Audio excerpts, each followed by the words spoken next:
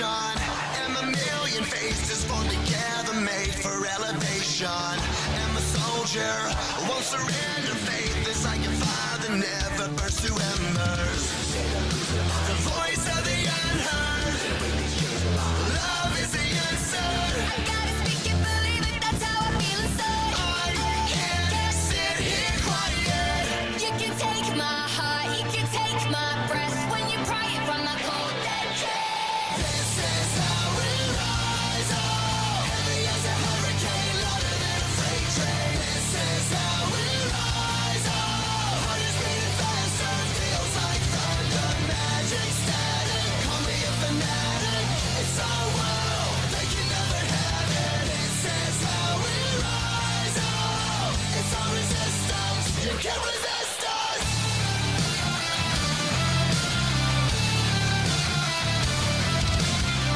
Can you hear me? Are you listening? Sleeping in the shadows could be making history. Through the fire, on the water, used to be a slave, but now you are a conqueror.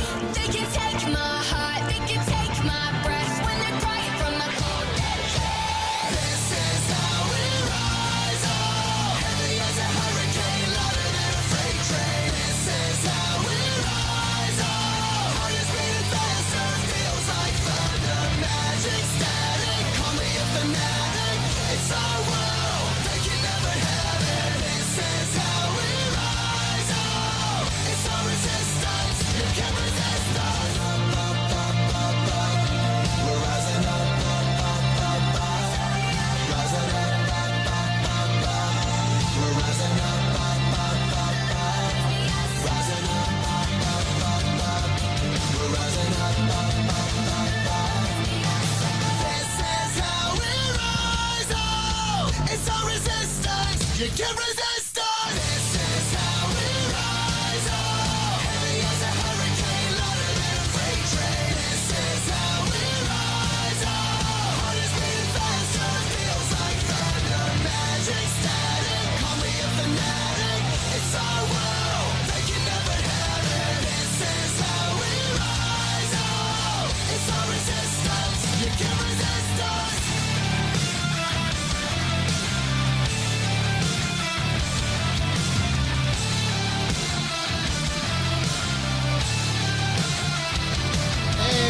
And good evening, everybody, on a special edition of Straight Talk with Joe Vollano. Obviously, the cough is still here, so I apologize. We got a lot to talk about. I really only had two things I really wanted to talk about tonight, but that list has grown probably by about 8 stories. So we'll have to see what we could get to, because I don't want to. We still have some of the stuff we could go over on Sunday, but So, I want some chilies. So I hope you're bringing me chilies. But let's get the formalities out of the way. As everyone knows, I am Joe Vollano. I'm your host, your guiding light through all the craziness and nonsense. This is no different. We have reval time. So we're going to talk about what's happened in the past. We're going to see what's going to happen in the future. We're going to make some predictions on what's going to happen and all sorts of good stuff like that. But a great, excuse me. But as always, this show only works best when everybody is involved. So if you want to call in, 203-679-9610, or you can email us at straighttalkjv@gmail.com. And of course, if you're on Twitch, Facebook, or YouTube, feel free to jump in on the comment section. I see the message board is up and running. Lisa, how dare you go to Chili's without inviting us? So we could have had the show from down there. I will take something to go if you don't mind. I am starving, and I have been at work all day, and now we are doing this. So again, if you want to call in, 203-679-9610, you can just email us. So let's talk about reval time. I put this up on my page, or no, it was on somebody's page. Here is my reval for my house, which I bought in 2014. And I bought mine. Someone's already calling on. Okay, hold on. Somebody doesn't want to wait.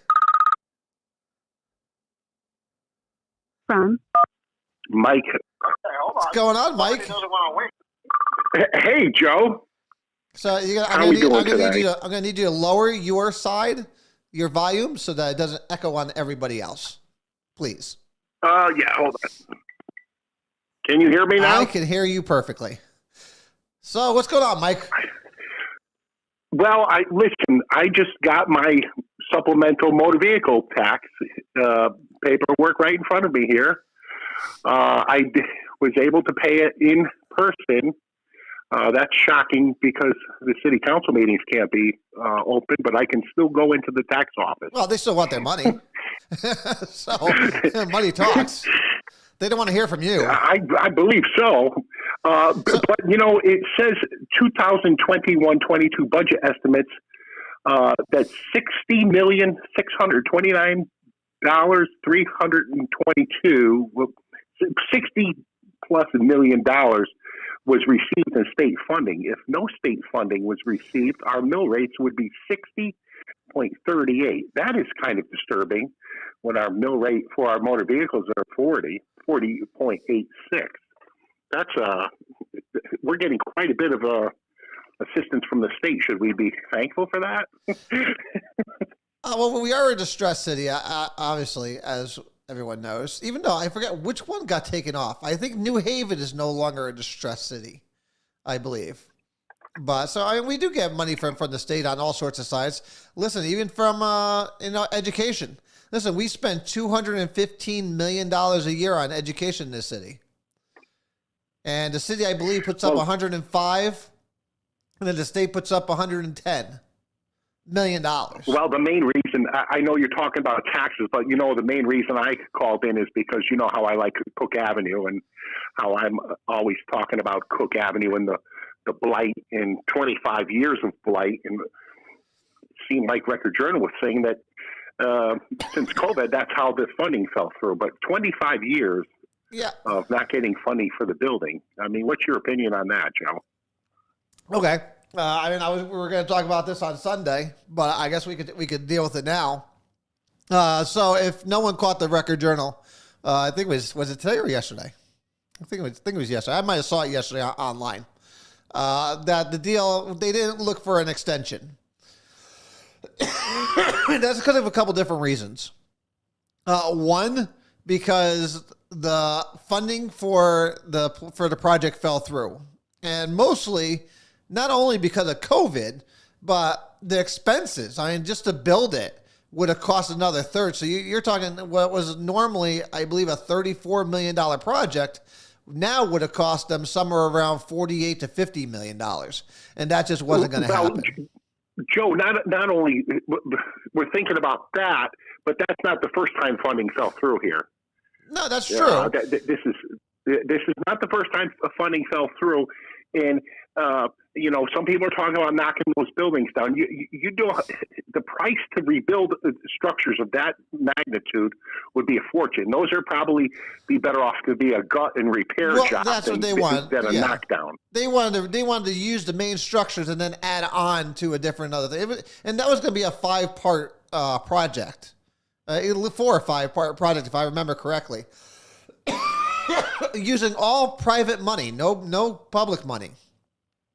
Same thing with Joe, I don't know if you remember the hospital when the hospital moved into their new facility.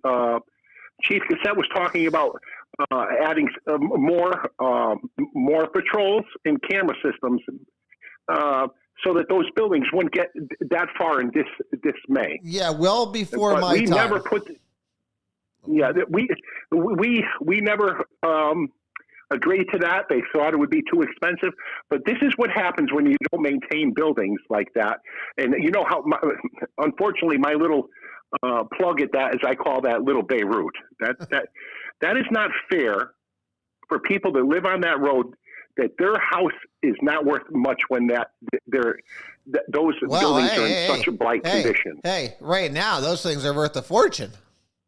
If you look at the revals for the entire city. Do you know how much I would owe if my house was in dismay for blight? If I had my house looking like that for 25 years? Listen, we've talked about this previously on the show, and we have a serious blight issue. Now, the problem that we have had, I've been on the blight commission. I know Sean has been on the show mentioning the blight. Listen, we've all been talking about it for years. Nobody seems to want to friggin' do anything about it. If you start enforcing the rules and go crack down on these blighted properties, many of them are absentee landlords, and you could probably start making a little bit of headway on beautifying some of these neighborhoods. Now, again, I agree with you. You're talking about one specific spot, though. And while I agree with you that over the years it has fallen through time and time again, I'm not too familiar with the ones before. It was before my time of being here.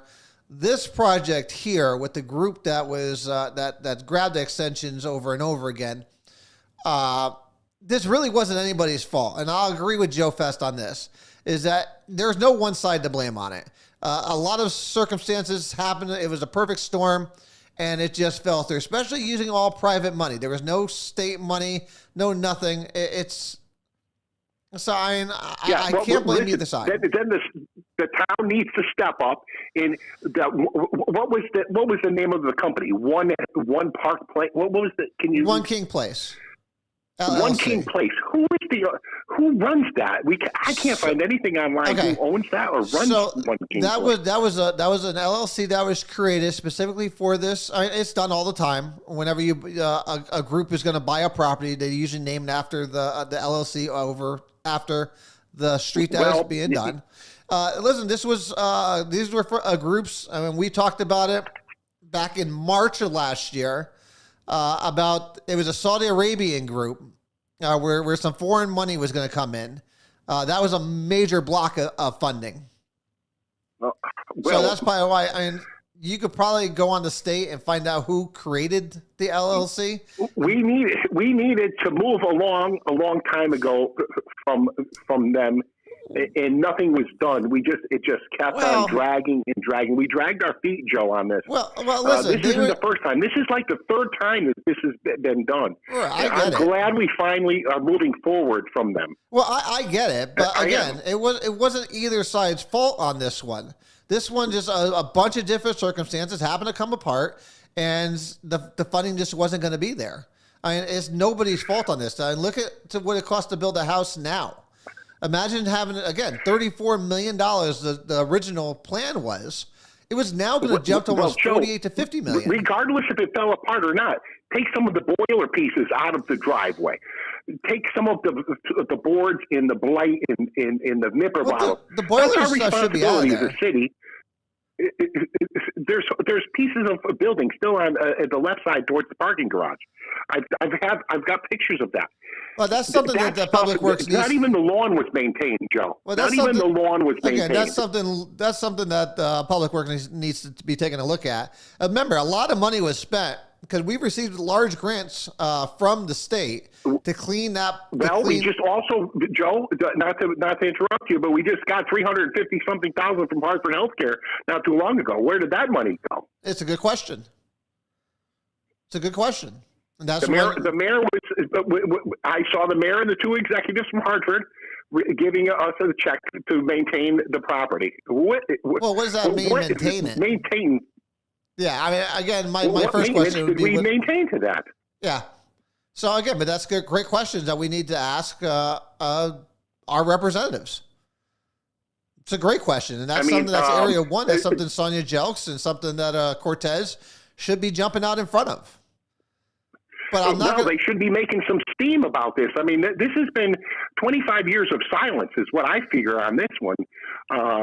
The medical building was not in bad shape at all when most of the doctors pulled away from there. That building was the building itself is structurally sound now. The building itself is structurally sound. It had windows in it, Joe. It had windows in it. It didn't have a graffiti all over it. It was could have been utilized.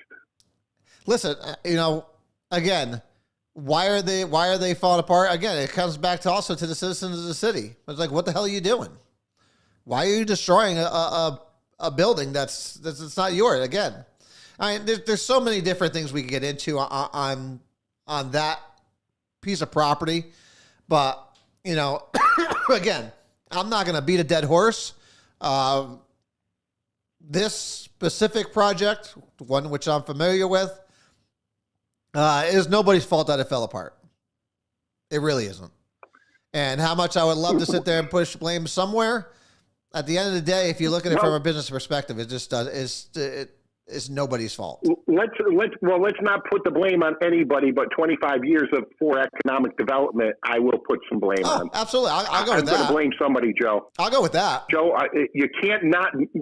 There's blame for buildings standing idle, but not for that long. Not for that long. I will concede that point. Yes.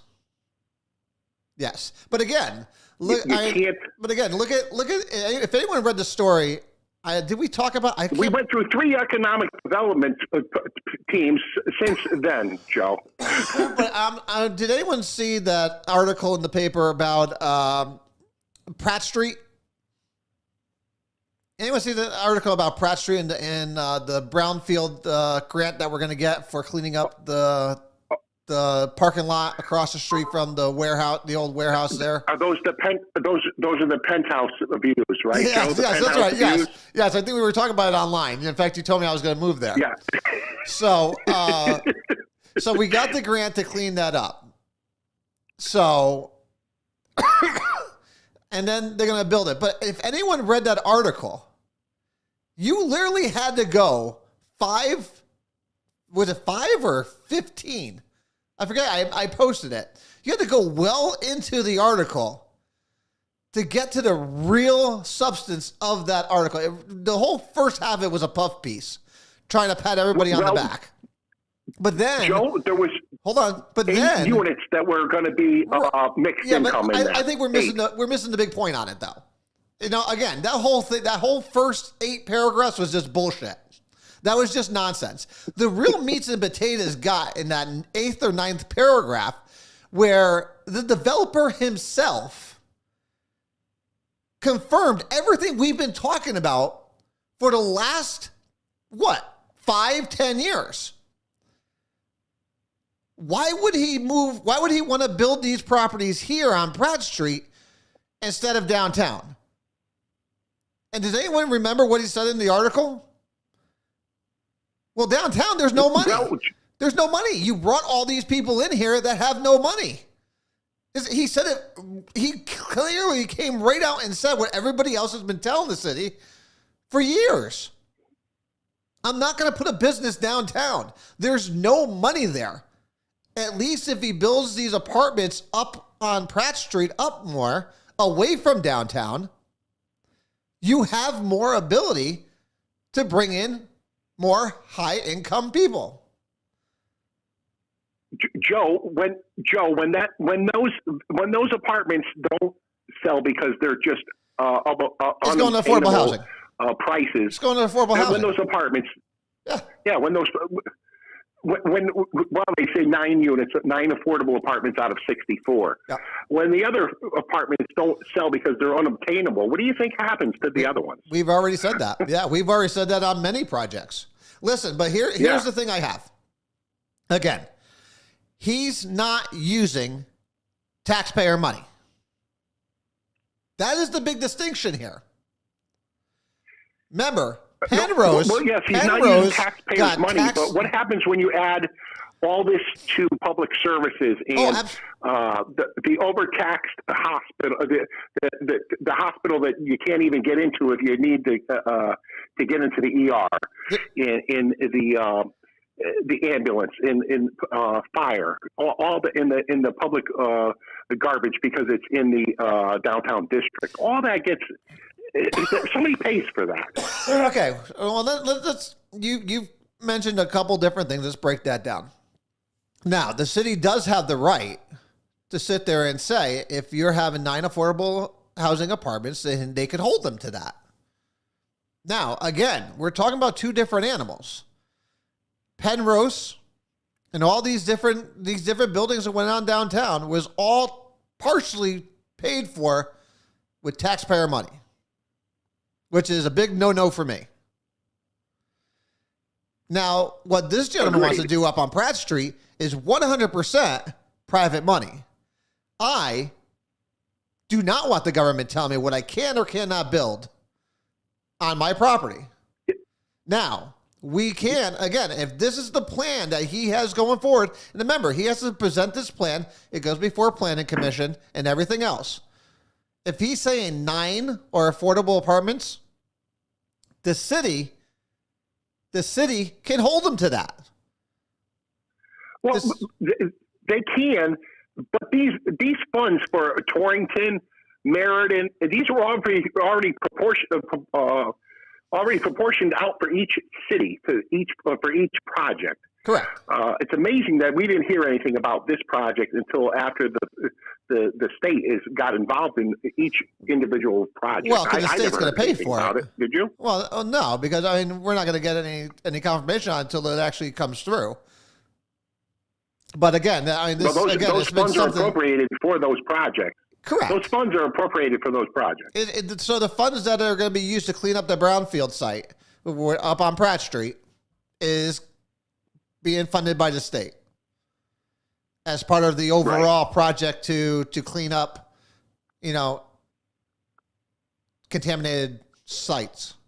Again, to make it easier to sell, which kind of brings us back to Cook Avenue, where now that site might be a little easier to sell or to get developers to come in because we have spent all that money to clean it up. So, yeah, well, the hospital is supposed to be asbestos free and clean, right? Yes. That's what I'm on the understanding. Yes. So the MHA would not be involved. I don't know if the medical building is clean. So for Pratt Street, I'm just replying to what Linda wrote. On Pratt Street, the MHA would not have anything to do with it. It's all private. So again, now it would be up to the city's leaders to make sure that if this is the plan that he puts forward, that we make sure he sticks to it. Because like you said, you do have to put for all these other things that, social services that do come in when you do affordable housing. So. Well, it's strange why you have to have 9 units in there out of 64. I don't know if that's something just to get the foot in the door, Joe. You know what I mean?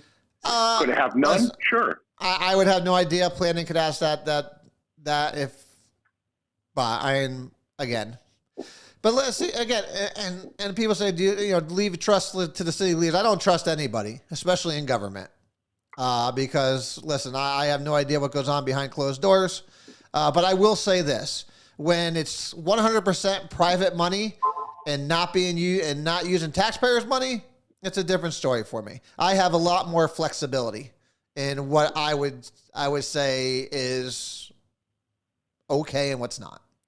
So if they were looking for tax breaks, if they were looking for tax Colony breaks, Street, you'd have a lot to say then. oh, absolutely, absolutely, which is why we do. But I just like the fact that this developer confirmed everything we've been saying for the last 10 years in that paragraph that they tried burying about 8 or 9 paragraphs in. So again, you need money to grow. And if you bring in people that do not have money, then you're not going to grow. And like I said, you cannot rehab any part of the city on the backs of people that have no money. It just doesn't work that way. Well, Joe, this is exactly why they do traffic studies when they put Popeyes in and they're looking for East Side. They see how many cars are driving by. I don't think it's really a matter of it's really not a matter of a traffic study for, they have to do a traffic study because... Well, listen, if you don't have any traffic going up to the Upper East Side, you're not going to put a major restaurant in or anything else. Listen, Popeyes... Same thing with County Street. Listen, Popeyes knew damn well that there's enough cars to go through. You only do a traffic study because you're forced to do a traffic study. Nobody does a traffic study. From what I understood, there was a traffic study, and they were checking to see how much traffic was going up that area. They were required to do a traffic study, which is why they did it. No one's gonna turn around and spend. It was done. No one's gonna sit there and spend $30,000 to $50,000 to do a traffic study if they don't have to. But listen, I don't think it's that much. But I mean, it's just absolutely. But maybe it is. But again, they already knew well in advance that there was plenty of people. And again, the money is on the east side, west side, south side. That's why you see people trying to put businesses there. Downtown is going to be desolate until we get people with money down there. Which is why I backed this workspace. Yeah, well, you're exactly, Joe. You're talking about disposable income. Like Wallingford has that. They have families with disposable income. Listen, Meriden does not have that. No, Meriden has it. Not downtown, they don't. No, and that's the problem. And they keep bringing more people with no disposable income downtown. And that's the dumbest thing I've ever heard in my life.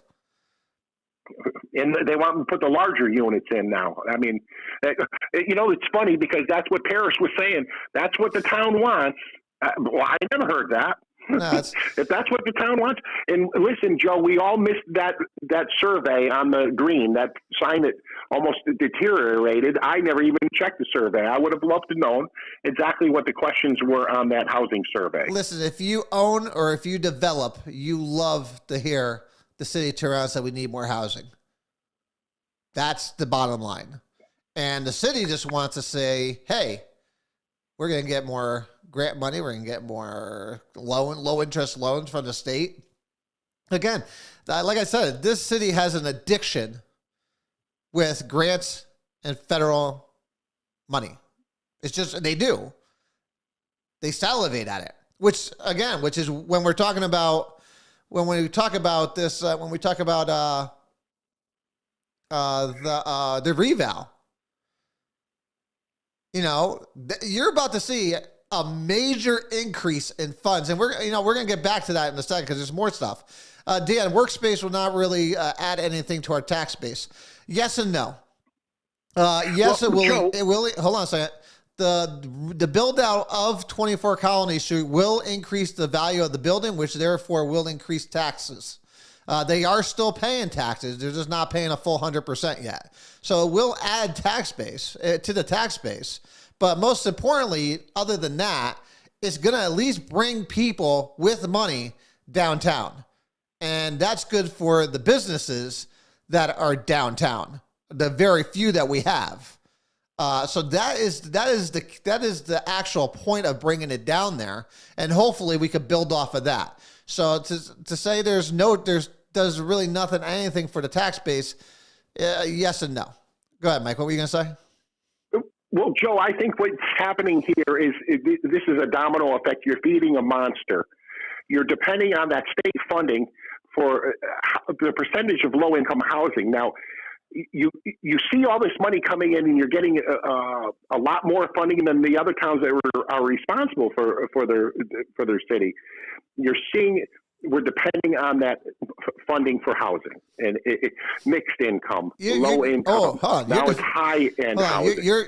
This city is dependent on everything. This from the state. But like I said, education. They're paying $115 million. We spend $215 million a year on education. And remember, the city only puts together, I think, like 102 to 105 million. So, yeah, we're looking for grants for everything for education. Now, I agree with you, but I'm just saying that this housing, they go by the numbers. Southington didn't even meet their quota of low-end housing, so now they were looking for a spot to put it. If you get off the exit of Route 10, there's going to be mixed-income housing. Southington had to make those quotas. I don't feel that the state should be pushing those numbers to the cities that don't really want to. Look who runs the state because they stopped paying them. Hold on a second. Look who runs the state. Who runs this state? Democrats. Well, I know who Democrats runs the state. who love low-income housing because their votes. Their votes. That's all this is about. It's about votes. And they need more votes in these rural cities, in these rural towns, in these suburban towns. North Haven, Wallingford, Berlin, Southington, Cheshire. They want them everywhere because they need those votes to get Democrats elected. They won't give them their fund. They won't give them the funding to help them without putting the housing in. Of course. That's unfair to those cities. Oh, well, wait a minute. Unfair. Wait a minute. Again, you're looking for fairness in a whole system that's built on unfairness. I agree. That's just insanity. So you can't make it up. No, you can't make it up. Joe, again, I'll let somebody else. I'll let somebody else. Hey, remember this. I'm going to let you go. So I want to have somebody else have a chance to call. No problem. Elections have consequences. I just had once they put that Cook Avenue article in the paper, it seems like we're the people are the last to know. But I'll let somebody else call in. I'm sure Mike's somebody always a else pleasure, would like buddy. to talk about that. Yeah, it's a pleasure. Always a pleasure. I'll talk to you, pal. Thanks for calling in. Bye-bye. Yeah, guys, I don't know why people are surprised at the things that are going on. This is the stuff that Democrats do. This is something liberals do. It's all about control. It's all about getting power. It's all about votes. But like I said, it's funny that, it took an article 9 paragraphs in to get to the real truth of what's going on in the city of Meriden. From a developer's perspective, from a business owner's perspective. Everything we've been saying for the last 10 years was confirmed in that one paragraph. But the city leaders don't care. Because it's not, I'm starting to believe it wasn't even about revamping downtown.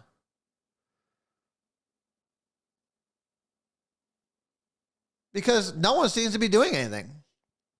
Joe, again, I'll give Joe credit for the workspace idea. At least it's something. Cook Ave, I'm not going to blame either party. That was just a bad situation where the times had gotten in the way. But the big cut is this. This is what everyone should be worried about.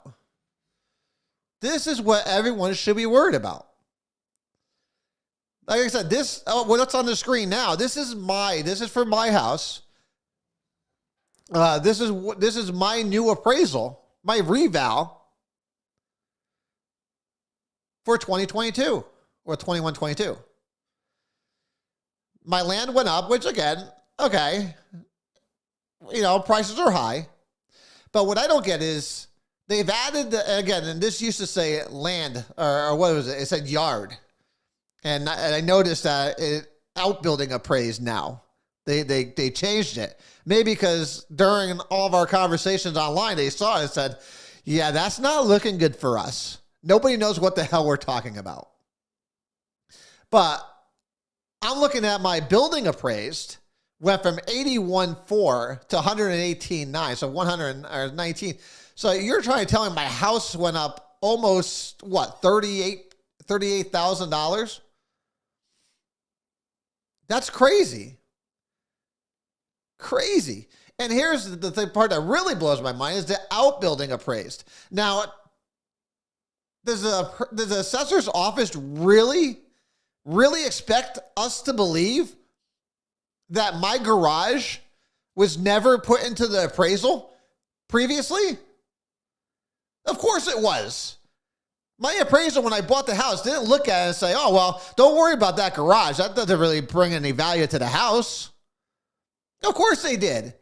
But what these son of a bitches did now is took it and said, no.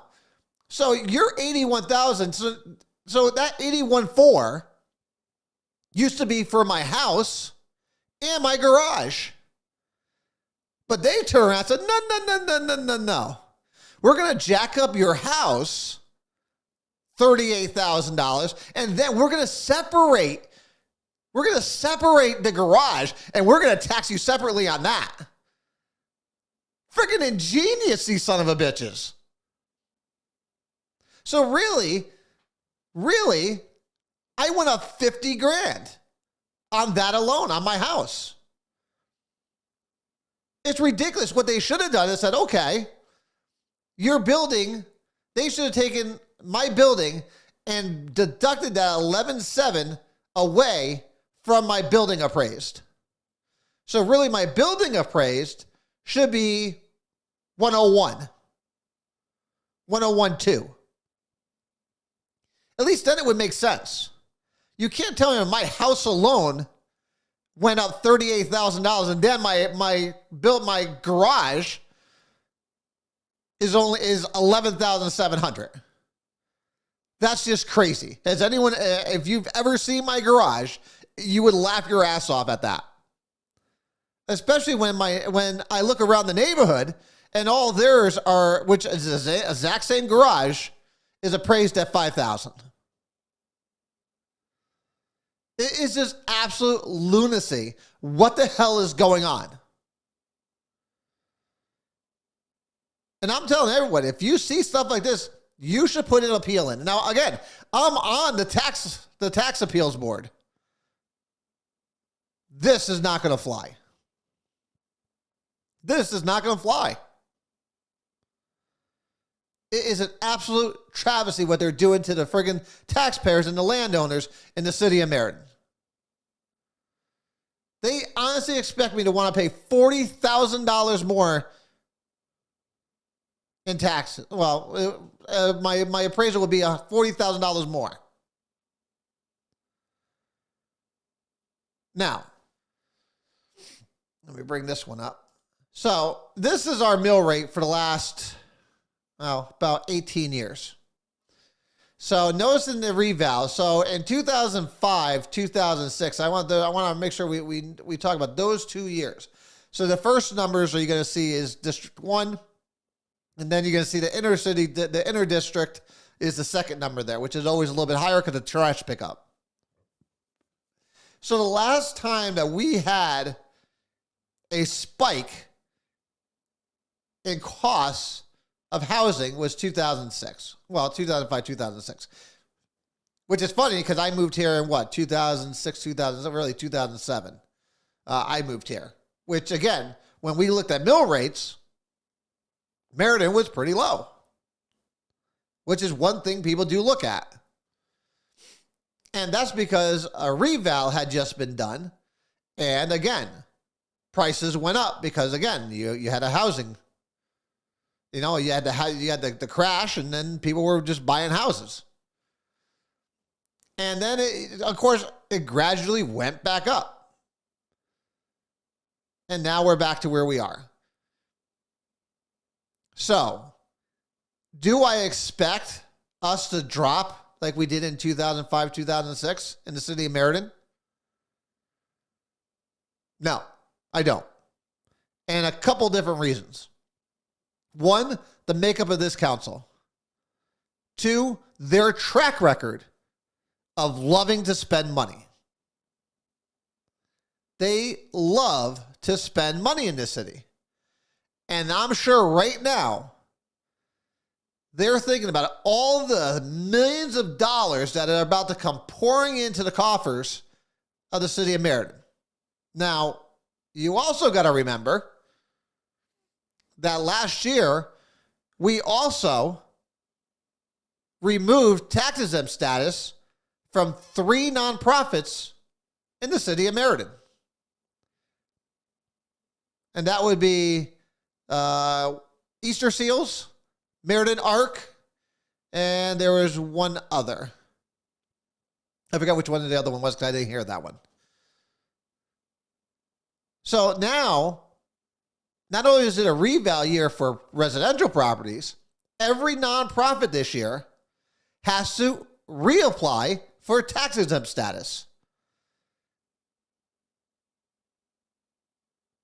That means if you go by what we did last year, and from what the tax assessor and the city manager, Tim Coons, has already said, they are not going to grant tax exempt status for a lot of these groups. YMCA, Boys and Girls Club. Most of their properties are going to be taxed because they're not doing nonprofit work in some of those places. You're going to see tens of millions of dollars more come into the coffers of the city of Meriden because of the taking away of their tax exempt status.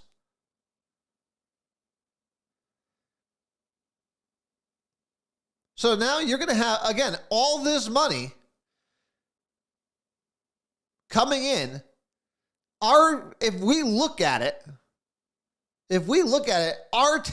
our mill rate should, if we take all this money into account, our mill rate should drop to about 16 to 17 mils. If anybody thinks that is going to happen, you are smoking something. It will never happen. Never happen. This is my prediction. This city council will cut the mill rate from 40, I think it's 40.98, down to 35, maybe 34. And then they will pat themselves on the back and say what a great job they did. We're looking out for the taxpayer. When really, they just gave you a 20 to 25% tax increase.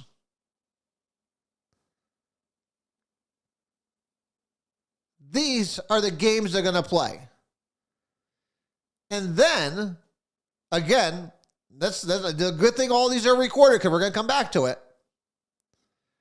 Then, of course, everyone's going to be all happy with these rentals because they don't care. They don't pay property taxes anyways, right? They're going to look at it and say, oh, look, my car bills went down. My car taxes went down. My car taxes went down. But their rent is going to go up. And what's going to happen? City leaders are going to blame the landlords for jacking up the rents. Not to mention themselves that they just gave these landlords a 25% tax increase. Because there is no way in hell I see this city council lowering the mill rate down below 35. I just don't see it. They should. Listen, we did a referendum. Here's the problem with the city of Meriden. Everybody has such short memories. You're going to do a referendum again. And what's going to happen? They're going to do the exact same thing that they did last time. Oh, no. We hear you. We hear you. Don't worry about it. We hear what you're saying. We understand your frustration. We're going to fix this. We're going to cut. And then as soon as you turn your fucking back, they're going to screw you like they did last time. But most people don't fucking remember. And that's what pisses me off about this city and the people in it. They're going to say, we hear you. They're going to cut the budget. And then as soon as you turn your back, little by little, they're going to put all that money back. And remember last time when we did the referendum, by the time all was said and done, we were paying $250,000 more than before they started cutting. So all that referendum did was increase our spending by $250,000. But people don't remember that. It's crazy to me. Because these people got voted back in again. And again, that referendum, that petition was signed by more Democrats than Republicans and independents. And then these Democrats went and voted for the same people that screwed you. Because they're not informed. Sure, they'll sign a petition. Sure, they'll go to the ballot box and sit there and say, hey, we want you to relook at the budget and cut. But at the end of the day, oh, you want me to vote for a Republican or an independent? No, we can't do that. Gotta vote Democrat. And then we'll be back here bitching again. Right back here. We need to make sure that everybody knows about what's going on with these revals. If you know a property owner, you need to make sure they're on the website. Linda, if you don't mind, put the link up there. Make sure people are checking out their revals. Because these are wrong. Again, this here. Fine, if you want to jack it up, take this on this 118.9, that should be lowered by 11.7. And you probably won't hear me bitch as much. But they're trying to screw you 2 times over. It is absolutely crazy.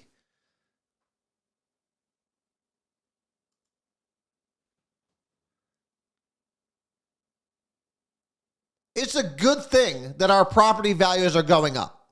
That's a good thing. That's a good thing. When property values go up, it's always a good thing. But it's only a good thing is if you have a fiscally responsible city leadership.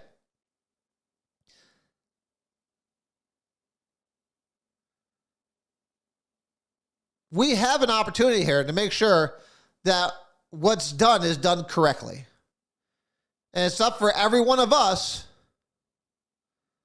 to make sure that we hold our city officials accountable for what they do. That mill rate should be no less, should be no more than 23 mills. Realistically, if they get all these nonprofits, if they take their tax exemption away, our mill rate should be around 15.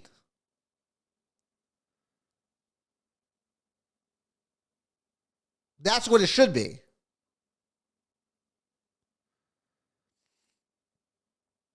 And I tell you what, if you knock it down to 15, I'll praise the city council. I'll praise the city council.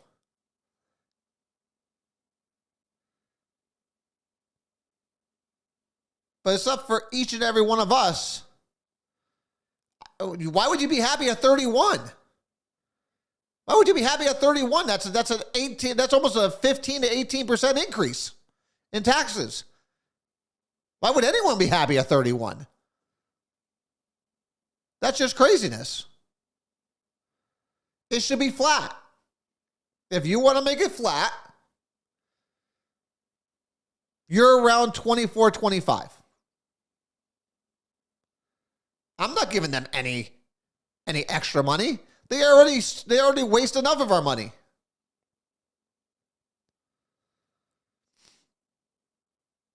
So well now it's a waiting game. But now that these revals are out there, we should start hearing from our elected officials on where they stand. Where do they stand on the mill rate? Are they for lowering it to zero out to balance off the increases? Now, again, not everybody's is going to be the same. Not everybody's is going to be the same. Some people's are going to be lower. Some people's are going to be higher.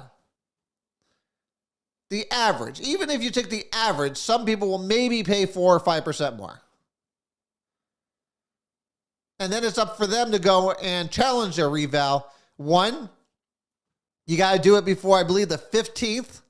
And then you can get an informal revaluation with the actual company that did the reval out of Fairfield.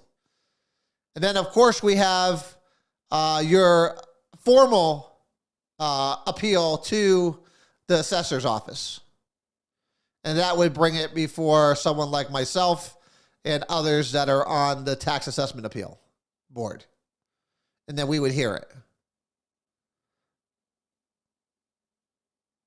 I've already stated my concerns with what's going on.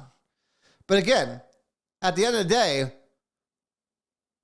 we really can't do anything until the city council determines what the mill rate's going to be. Because like I said, if they decide to, yes, bring the mill rate all the way down to the 23, 24, why is it unrealistic? Why would a 0%, why would a wash be unrealistic? It shouldn't be unrealistic in a common sense, fiscally responsible city council. Now, I'm fully understanding that we don't have fiscally responsible people running this city. But 31 should piss everybody off.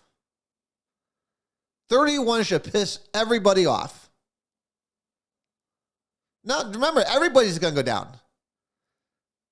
Everybody's is going to go down. Well, maybe everyone's is going to go down. Everybody's in the same boat. Meriden is not unique. Let me make sure that's understood. Meriden is not the only one that's seeing this. This is across the board. This is every city, every town. They're all doing the same thing right now. So everybody's is probably going to go down. I don't care about other towns and cities. I care about Meriden. It should be a wash with a no tax increase. That's what it should be. And now we have to sit here and wait to see what happens. I guarantee you, they put a mill rate of 30, I'll go with your 31 to 35. Watch how fast houses go on the market here in the city of Meriden. Watch how fast. For us that can get out, we will be gone. I will be gone. I guarantee it, I'll be gone. I would be the first one to put my house on the market. If I'm going to pay that kind of money in taxes, I'm sorry. I'm going down to the water. I'm going back to the water. where we have good education systems down there, where you have something to do. 29, again, I want a wash. It should be a wash. You could talk about anything. You could talk 25, 26, 27, 28, 29. It doesn't matter. It should be a wash. When all the numbers are brought in, it should be a wash. It should be down to whatever number that is that puts it at zero. Again, and if you have all this extra money, tens of millions of dollars from tax-exempt company, from tax-exempt organizations, it should be even less. This should be even less because the tax burden is going to be lower on us.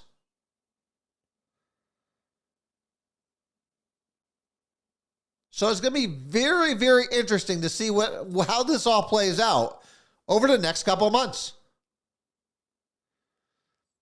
And it's going to be very interesting to see where each and every city councilor stands on this. Who's going to have the courage to turn around and say, no, we're going to wash this? If 24 mils is the 0% increase, then 24 is where it's at. If you want to talk about, contractual additions and stuff like that, okay, now you go up a mil. Because you're going to have that much more money there. And we'd be okay. Again, and then we'd be happy with our appraisals. Because like I said, I'm happy with my appraisal. I'm glad my property's gone up in value. But I'm only happy if taxes go down, or the mill rate goes down to match that. You're not going to tell me that my house is worth $40,000 more in the city, but the mill rate's going to stay the same. That doesn't make any damn sense. Or you can't tell me it's going to go down to 35 mils and I'm going to sit there and deal with a 25% increase in overall taxes.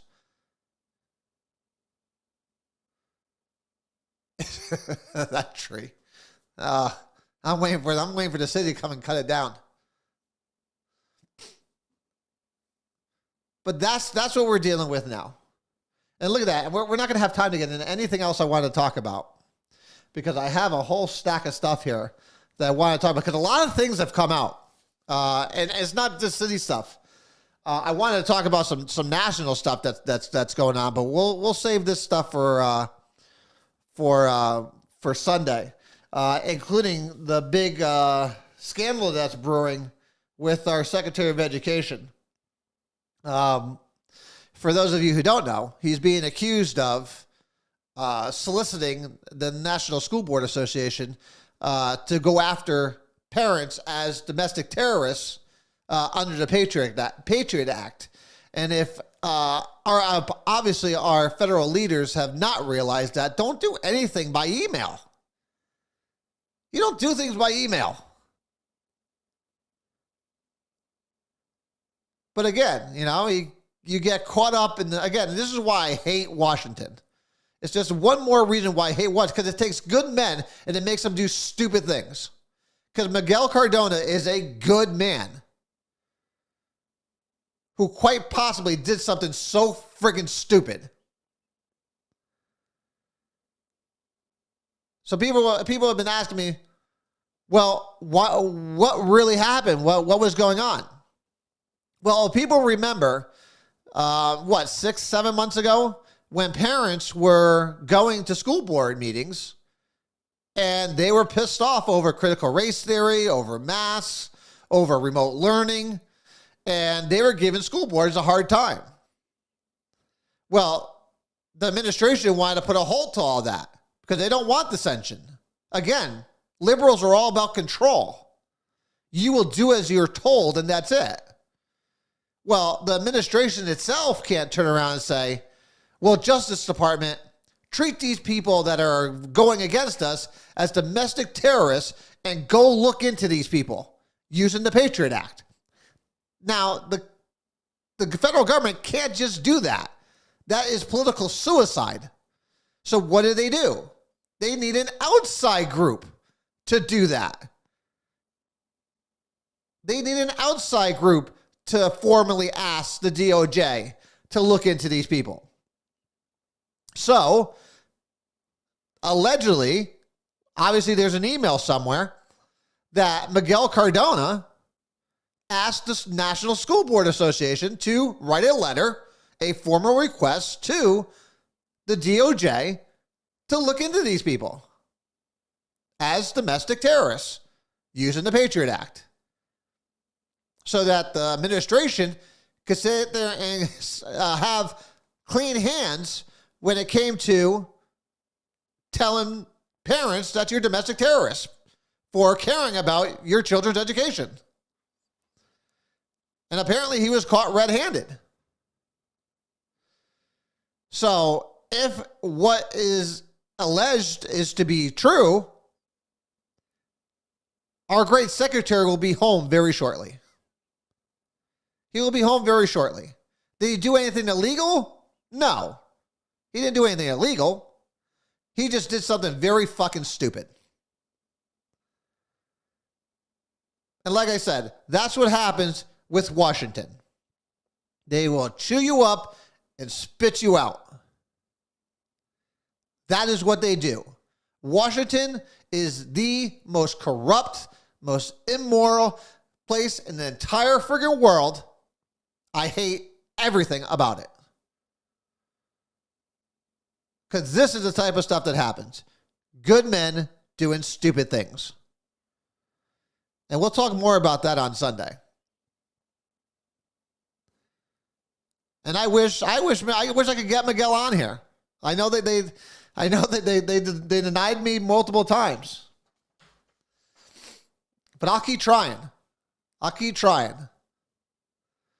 Because listen, again, at the end of the day, I still love Miguel Cardona. I love the family. I think he is a great guy. I think, again, he might have done something stupid. But time will tell. Apparently, one of these groups that were being accused of being domestic terrorists did an FOI on emails. Good old emails.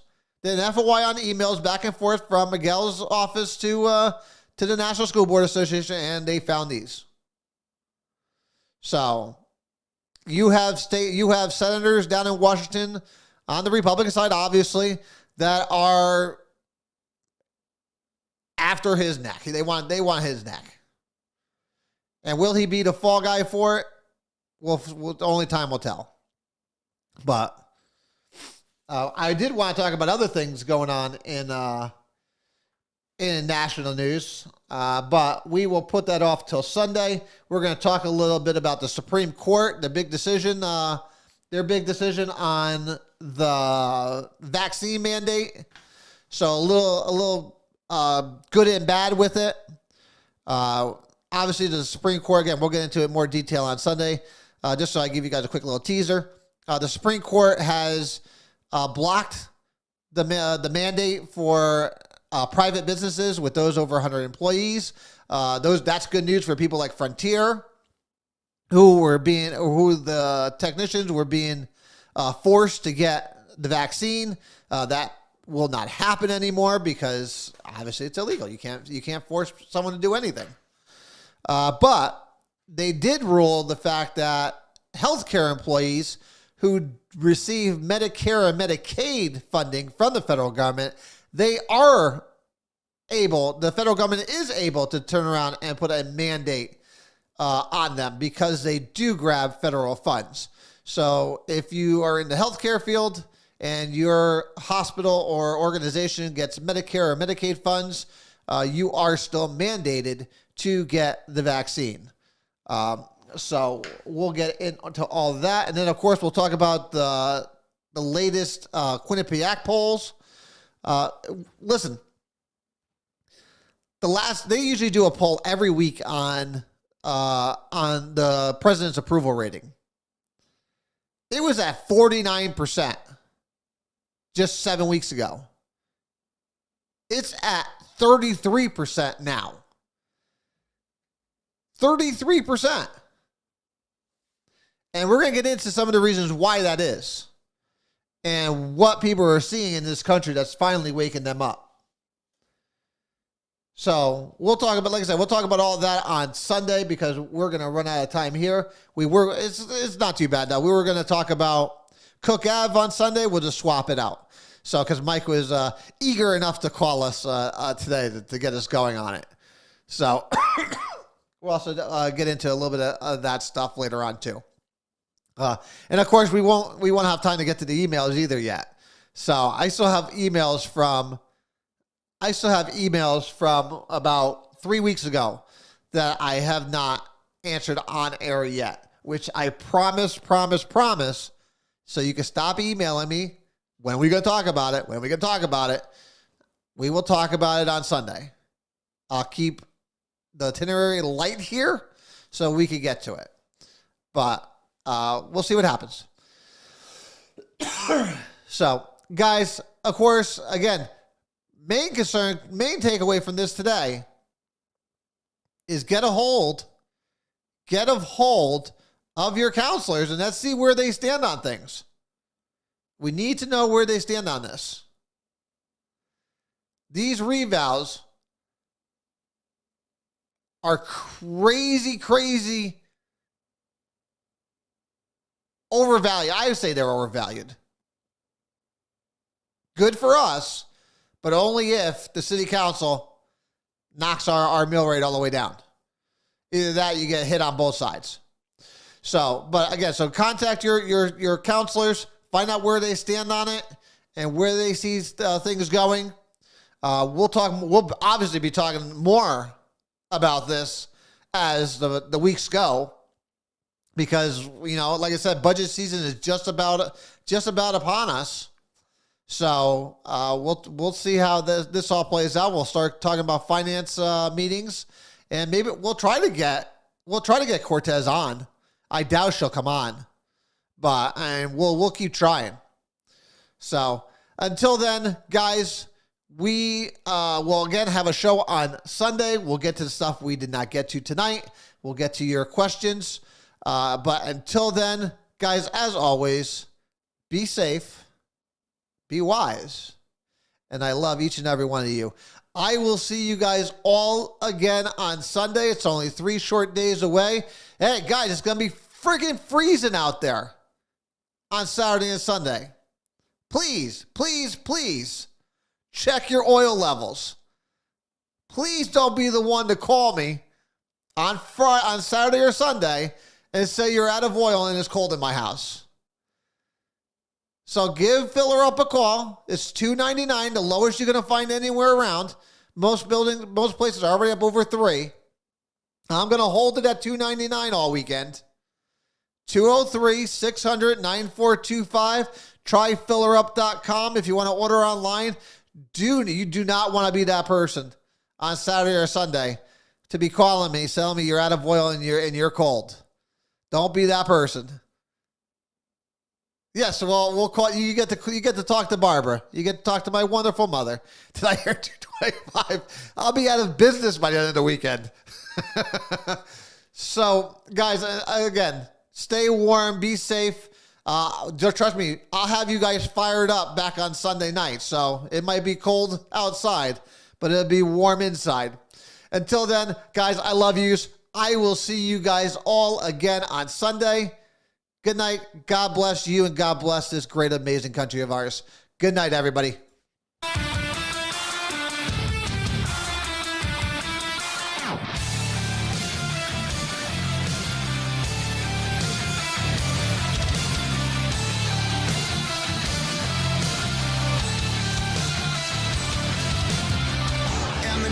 And the million faces formed together, made for elevation. And the soldier won't surrender faith. It's like a fire that never burns to embers. The voice of the unheard,